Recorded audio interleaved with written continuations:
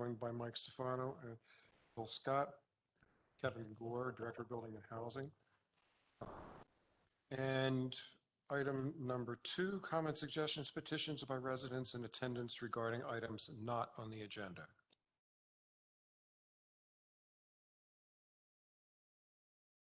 Jumping up. Item number 3, approve reverse subdivision for 15 to 17 South Poplar Street. Site plan though.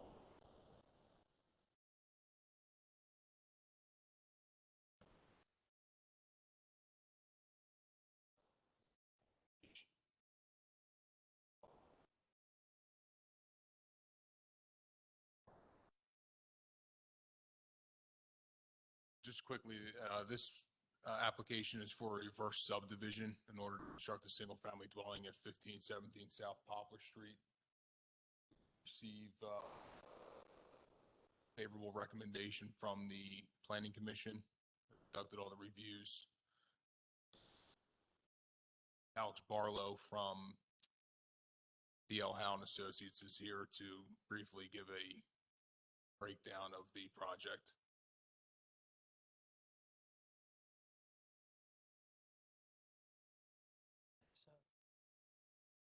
If you could give us your name and where you're from. My name's Alex Barlow. I'm with DL Howe and Associates. Basic backstory on this property is existing non-conforming lots and consolidating into one. It's still not conforming to standards, but it's much better than what it was previously. The idea is to build a single-family house coming off the street, some parking on the side with pavers or something similar. Give the additional parking. Initial idea was to subsurface infiltration bed on the property, but after testing and consultants with the borough engineer, to now propose soil amendments on the property along with some additional landscaping to help with production and runoff, to meet the half-inch storm event as much as we can, given the lack of infiltration tie-in ability to the municipal system. Questions or?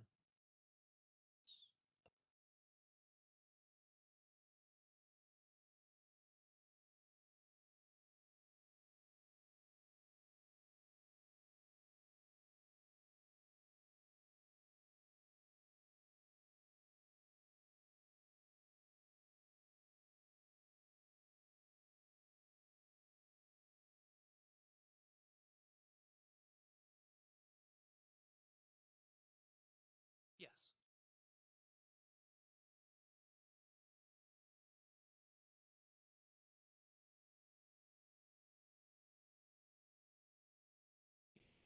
Poplar Street?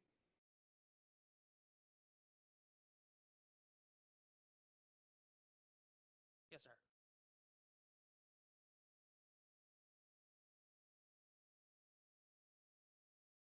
Currently, there's nothing on as it stands.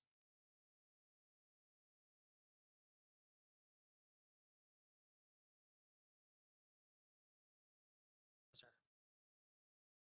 It's just a lawn area with a it's on it right.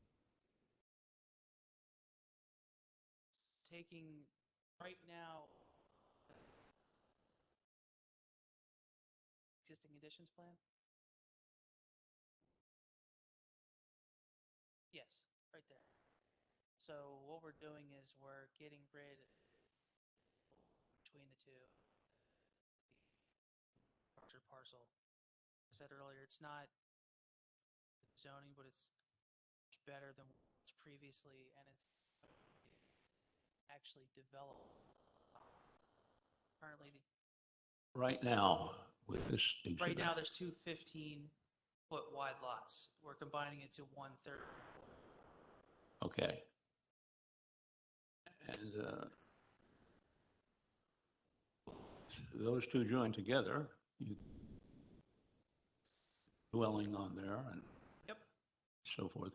So am I not right that you're just asking council to approve first subdivision, that the actual,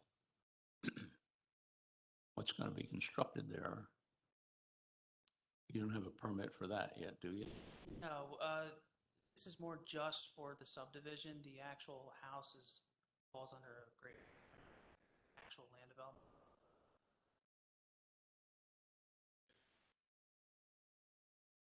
Council has to approve the combination, the subdivision, consolidation of those two lots. It's only a single family, doesn't fall under the land development.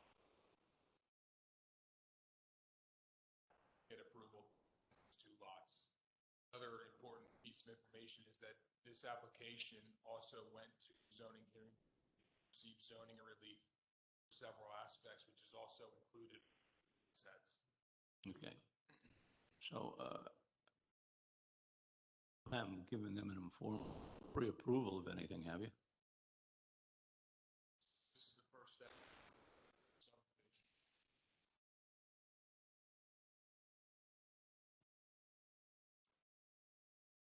Mr. Chairman, for my money, this is easy. Just join the two together. There's no reason not to. And whatever they're going to put there is going to be my replacement sits here. So I don't care. I do care, but nothing to do about it. I don't see any problem with it. What makes it non-conforming if you can join those two? It's really just the size of the lots themselves. I mean, Okay. they're tiny. Yeah, It's only, I think, under 3,000 square feet, which is much smaller than anything Yeah. really should be. yeah, It's just a factor of old lots that were somehow subdivided away. yeah. Just looking at that block, I mean, it would actually, I think it'd be really nice to have a nice bigger lots there. So yeah, no brainer for me. It's fine. Yeah. Okay, so it'd be a 3-0 recommendation to approve that subdivision. Reverse subdivision.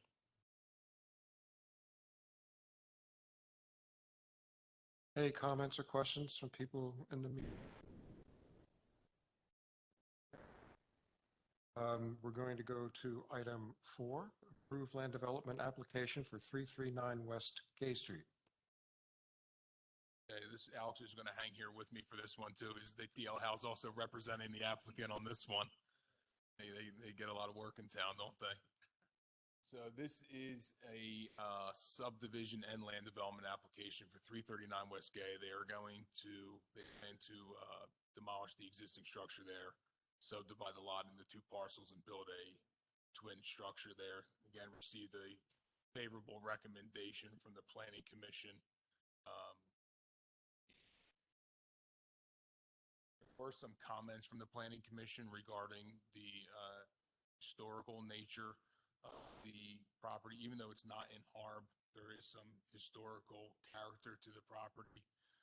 There were some recommendations from the Historical Commission to preserve some of the architectural features of the building and either incorporate them into the landscaping to the facade of the building.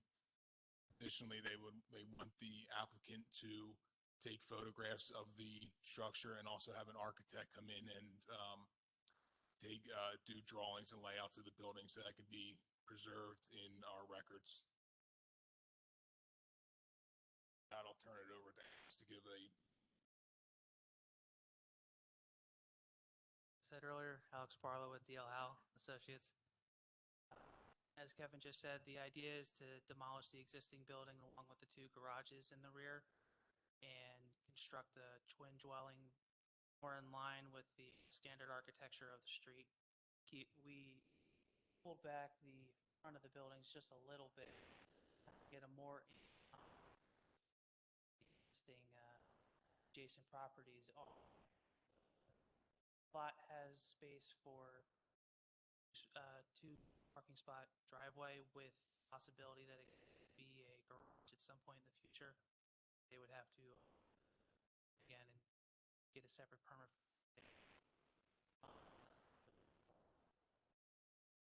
The idea is to keep the existing sides of the property in between the units currently so as to not disturb the aesthetic features on both of those lots and to kind of together grading wise, so we're not disturbing too much of the adjacent lots. To replace the sidewalk, it's currently concrete and very broken in the front of the lot. Brick to kind of match what's already there existing. We will be removing the it's located all out for the it's sort of in the middle of where we would be putting this, but we will be putting some street trees and sort of vegetation along the sides of the house.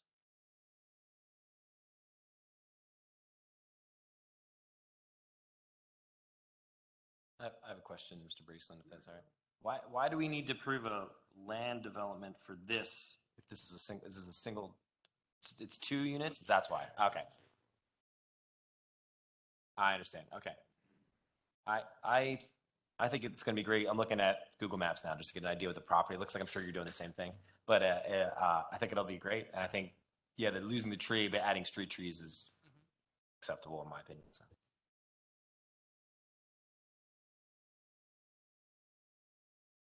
Yeah, the other thing that was brought up with me is we are also reducing the impervious coverage by, I believe, 27% from what it is originally, which is why we're not proposing any stormwater with this plan.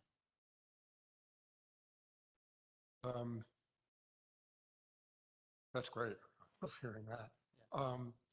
What's the, I mean, just looking at the picture of it, I by that like 10,000 times. What's the historical significance of it? It has to do with the designer who built it. I believe some help or was involved in the construction of one of the churches.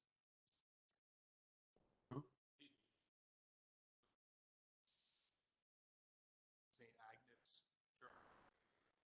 That was 1925, I think.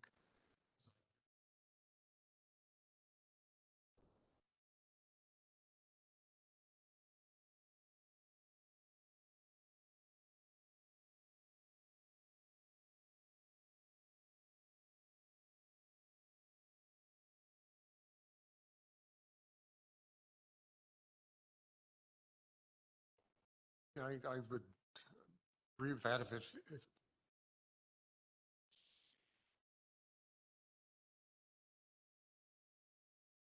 you could give us your name and your address, please. It's Jane Dorchester, 1412 Valley Drive. Hi, yes, I know. And I have some laryngitis, so bear with me. It's also architecturally significant. It is a Art Moderne design house, style house. It's the only one in Borough that I know of.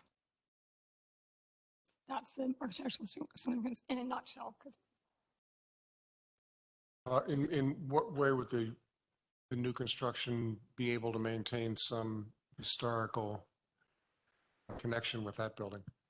Yeah, so there were some recommendations from the Historic Commission, as I said previously, that they asked them to save maybe some of the architectural details and use them either in the landscaping or try to incorporate them into the facade of the new building.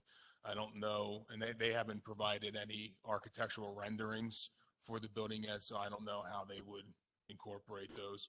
But it will also be photographed and floor plans done for our records here. Okay, yeah, that's what I was hoping for. When was it constructed? When was it constructed? Yeah. I don't know.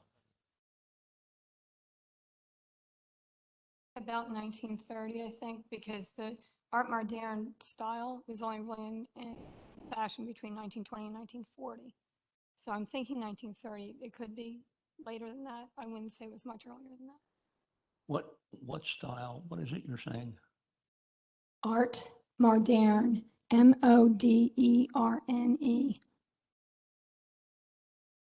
Yeah. It's streamlined. Think of the trains, train engines that were built, railroad engines, in the 30s, very streamlined. What's unusual is that it's brick, not stucco. Art Moderne is usually stucco. This is brick.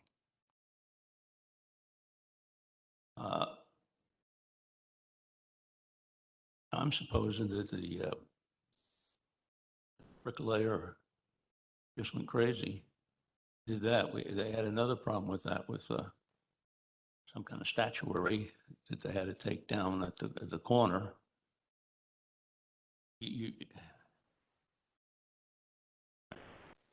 What are the little symbols around the top? That's just part, it's stylistic. It's just Yeah, I don't think they mean anything. They were just, what is that in the middle of the, if that's a fireplace? Gray thing in the middle, that rectangle, that vertical rectangle.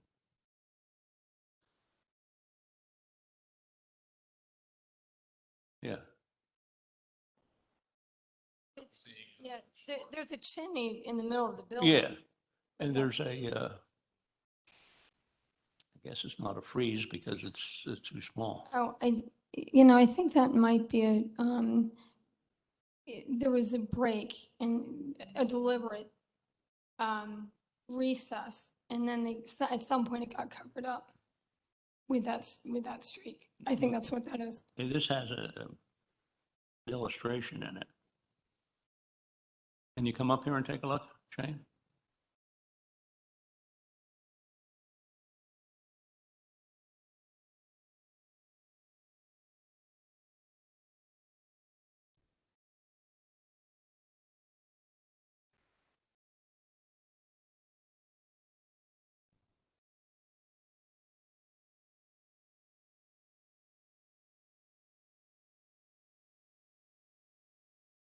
What we were just discussing was the center structure of this building, which it looks like a fat chimney.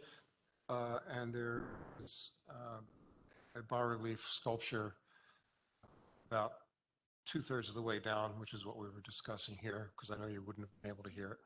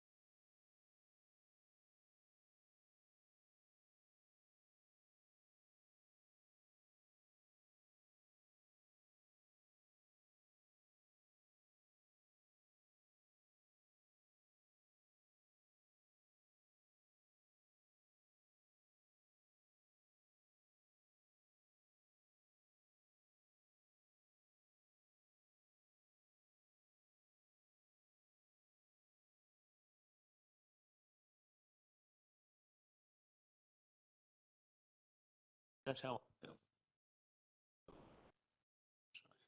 Just, What's that? just from a regulatory standpoint, because it's outside of the HARB, we don't have any way to keep them from tearing it down. And what is the question to us then? Approving the land development application for the construction of 2 homes and the subdivision of that lot in the 2 lots. And council has to do that? Yes. And satisfactory justice, the entire application, that which we're asked to approve, that which is on the internet? Documents that are in the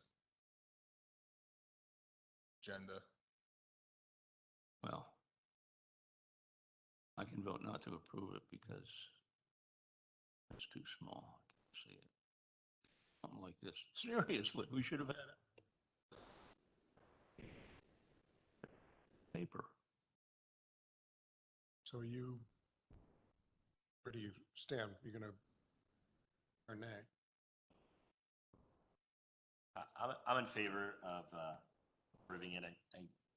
I'm not an Art Moderne fan, but I don't see it. I don't find it that charming myself, and I think just like Mr. Gore said, they want to take it down anyway, they can take it down. So it's not really going to change that fact. So I think what they're proposing is an improvement. Yeah, I've always thought that was a cool building, but at the same time, as much as I love historical buildings and architecture, like I like to kid people, it's not 1850 and we have to stay there. So I have no problem with moving from this. So that would be a 2-to-1 in favor. Any comments or questions from people at the meeting? I always thought that there was like a cult that used that building. It was some sort of religious oddity. But anyway, we're done. You could start one.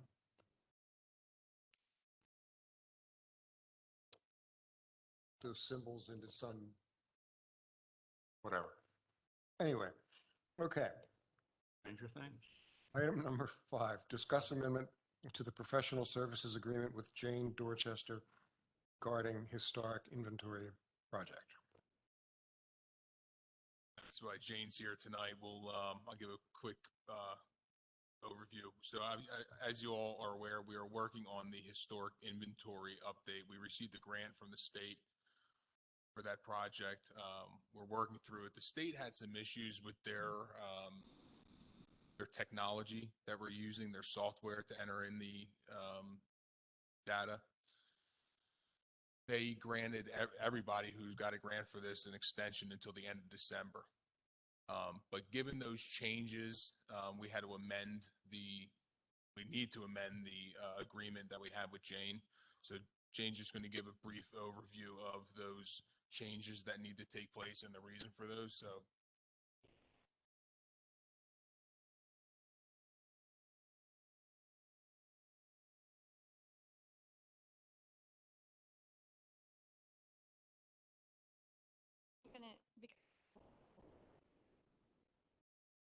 It's fine. It's Jane Dorchester, 14, here we go, 1412 Valley Drive, Westchester, Pennsylvania. As Kevin said, the PHMC changed their software program for submitting inventories to them. And so consequently, and this happened after I was hired in 2021, this year, my contract required that I produce at the end of this project a spreadsheet that updated all of the information for all of the properties that were included in the 2003 spreadsheet from the 2003 inventory. But we had to use the PHMC software program. As I said, in the spring of 2021 this year, PHMC switched software programs, and in doing so, changed the scope of work for this project in the following ways. They required more information to be entered by hand rather than be downloaded into the new software program, including tax parcel numbers and property addresses. The new software program does not allow for the importation of Excel spreadsheets or the information from the same. In other words, all the information required by both PHMC and the borough have to be keyed into the surveyor by hand, into the software program by hand. That means that the project stopped being an update of the 2003 inventory spreadsheet and became a combination of an update of the information that PHMC has on file for certain properties and a completely new inventory from scratch. Instead of requiring a map showing all of the tax parcels in the survey area, PHMC now requires that an individual property shapefile be downloaded for each record created in Surveyor, whether it be for a tax parcel or an individual resource. I also now have to download photos or photographs for each record, which I wouldn't have to do with the spreadsheet. Surveyor was not launched until the end of July, and because of several glitches that appeared almost immediately, I was not able to start the data entry until the beginning of October, at which point more glitches appeared, including the disappearance or invisibility of some of the fields that both PHMC and the borough required to be filled in. That glitch was not corrected. What this means is I will not be able to produce a spreadsheet at the end of this project because of the additional information consequent work required by PHMC. And the spreadsheet that will eventually be produced will not have all the information that was required of me to provide to you. So that's why we need to amend the Okay. contract. The two changes are, one, that Jane's not going to produce a spreadsheet at the end of the project. We can do that after all the information's entered in, but it will no longer be a scope of her agreement.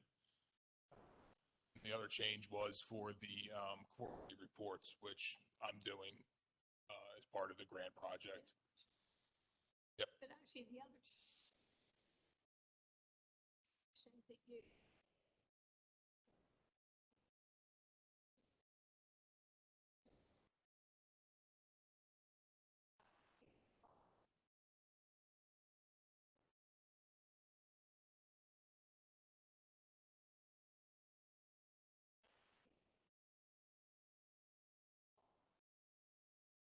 Didn't we do this last year or the year before?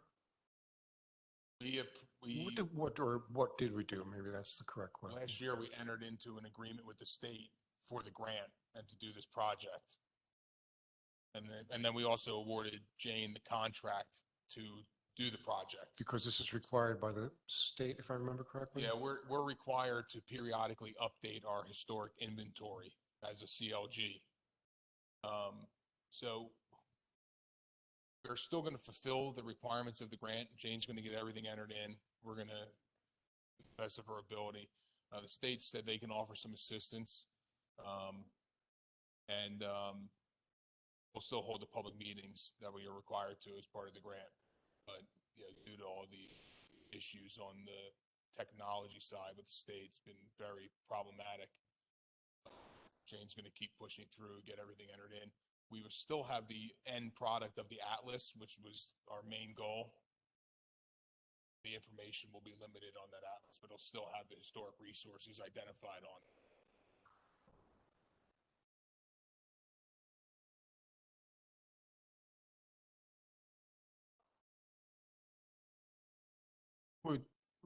Would that information ultimately be available? Yeah, I did confirm with the state that once the information is entered into their system, we can then produce a spreadsheet.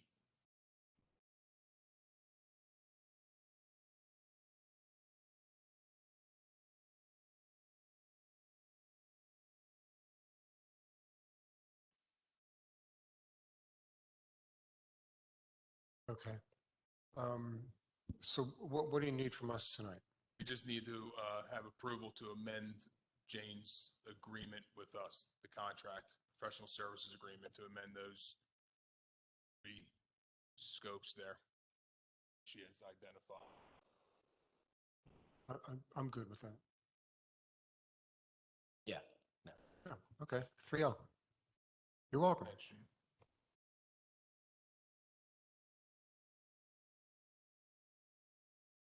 Item number 6, review November Building and Housing Monthly Report.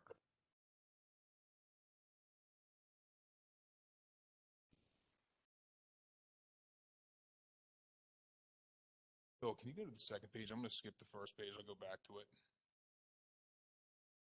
All right. So for the month of November, we inspected 132 rental units, conducted 30 building permit-related inspections, issued 56 notices of violation, issued 34 permits, 62 trash tickets were issued for the month. I want to point out under both the permits issued for the year to date, we're at 511. You can see how far above we are from last year. We've had a large increase in the volume of permits that are coming in.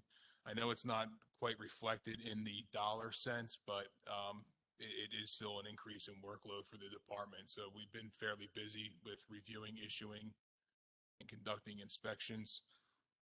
Additionally, the number of trash tickets is up, as well as the notice of violation. We're pretty well on task from last year, but I think that goes to show that the amount of work that the code enforcement officer putting out in the field there to keep up with any violations that are found. Bill, can you go to page 1? The Milton Center, they are moving along pretty well over there. They got their stormwater facility installed, all the issues that we had with that in the beginning, but redesign was done. It was approved by the engineers. They did get that installed, and they actually did do some paving over there on the site, so we have some less mud getting pulled out onto the road there. So things are moving along, no major issues. The Spence building, I was just there the other day. It's coming along pretty well. Things are looking really good. They did have a large list of deficiencies, as you can see in my report, but they did fix all of them. They had their engineer out there to review everything, and things are looking pretty good there. No major issues. We're still waiting on for them to give us approval from the federal government for the National Park Service on the facade changes to that easement agreement. Nothing's been completed there yet, so we're still waiting on that documentation. That limestone facade does look really good. It's been restored. And Davis Oil, this is the ongoing saga of It's this never going to go property. away. You know that. We do have some good news.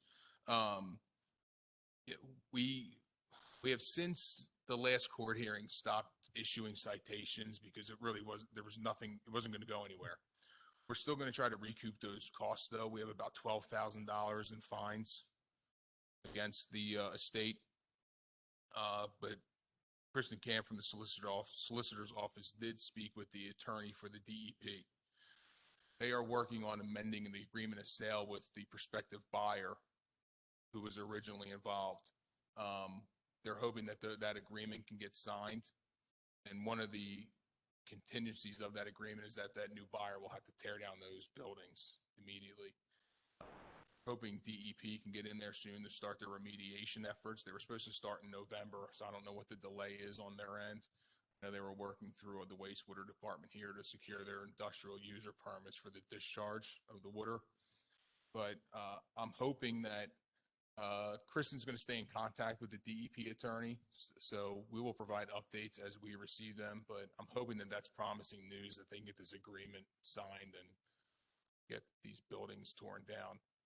We are pressing the estate to at least make the building safe. They have a contractor on board with an approved scope of work.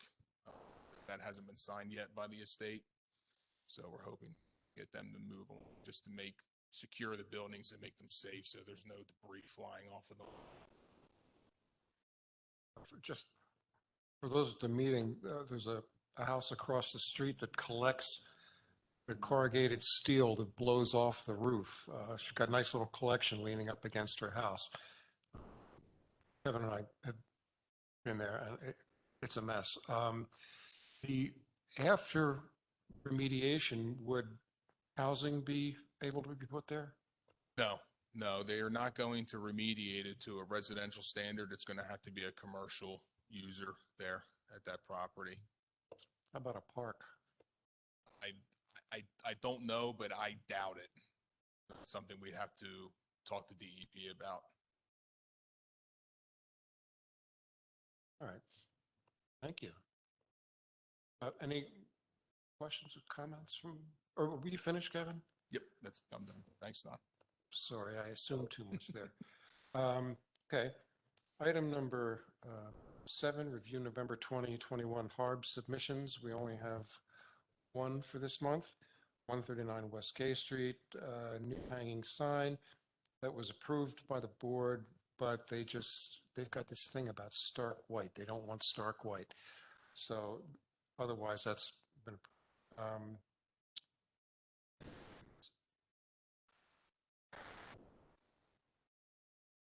Rio.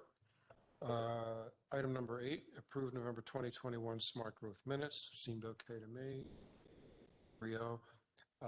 Any other business? Okay. We are adjourned. Thanks, everyone.